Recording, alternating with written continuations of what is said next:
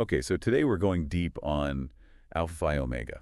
APO. Yeah, exactly. APO, as most people probably know it. Right. And we're really trying to get to the bottom of their core values, and I think this is perfect timing. Oh, yeah. APO's got their centennial celebration coming up internationally, Yeah. and then 50 years here in the Philippines. Huge milestones. Big time. Yeah.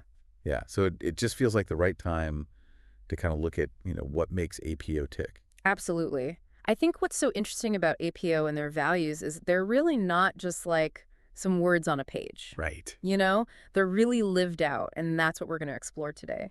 Yeah, for sure. And I think a good place to start is this idea of living the APO way.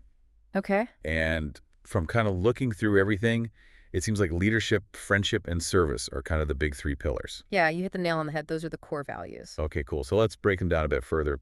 What does that actually look like in practice? So if we start with leadership, right, APO's motto is always be leadership. I like that. It's catchy, right? And you see it everywhere in APO. It's not just about having a title. Right. It's about taking initiative. It's about stepping up and leading in any situation, whether you're organizing a community event or mentoring a newer member. Yeah. And I think a really good example of this in action is APO's Lead School program. Oh, Have you heard of this? yeah, a bit. It's specifically designed to equip members with practical leadership skills that they can use within the fraternity and also take with them after they graduate. I love that. It's like you were saying, it's not just this like empty motto. They're actually giving people the tools to actually be leaders. Exactly. That's really cool. Go. Now, okay, so we talked about leadership. What about friendship? How does APO create that sense of brotherhood and sisterhood that they're known for? Yeah, it's definitely a key part of the APO experience. Yeah. It's not just about socializing, It goes deeper than that. The friendships that are forged in APO, they come from shared experiences. Yeah.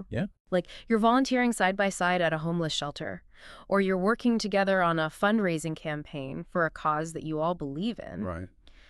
These experiences create these bonds that often last a lifetime. Wow. Yeah, I've heard so many stories of APO alumni who still rely on each other for support even decades after graduating. That's amazing. It's like that feeling when you go through something big with friends, Right. Exactly. And it just makes your bond even stronger. Totally. Okay, so we've got leadership, we've got friendship, now service. It seems like that's a pretty big deal in APO. Oh, absolutely. It's more than just a requirement. It's really at the core of APO's identity.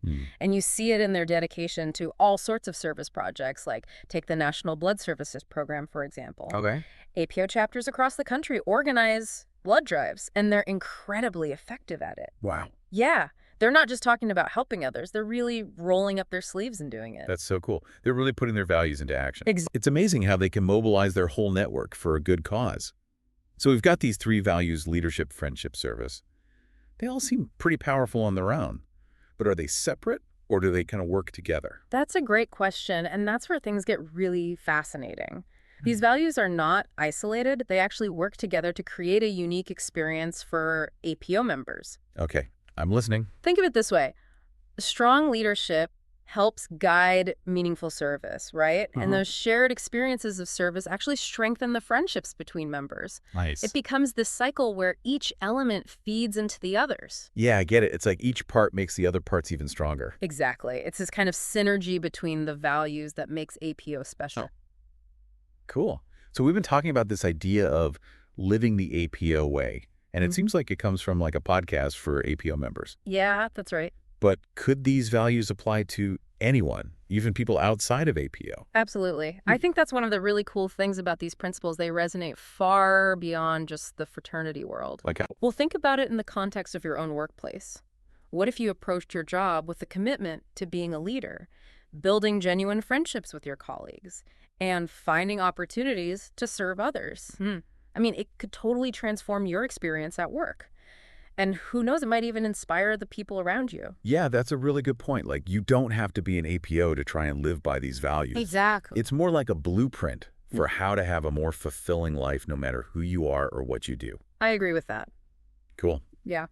So as we wrap up our deep dive on APO's core values, I want to leave you with this. How can you embrace leadership, friendship, and service in your own life? Good question. Yeah, like maybe it's a small act of kindness, or mentoring someone or volunteering your time. It doesn't have to be a huge thing. But the point is to take these values and make them your own. I think that's a great takeaway. Awesome. Thanks for joining us on this deep dive. We'll see you next time. See you later. Bye.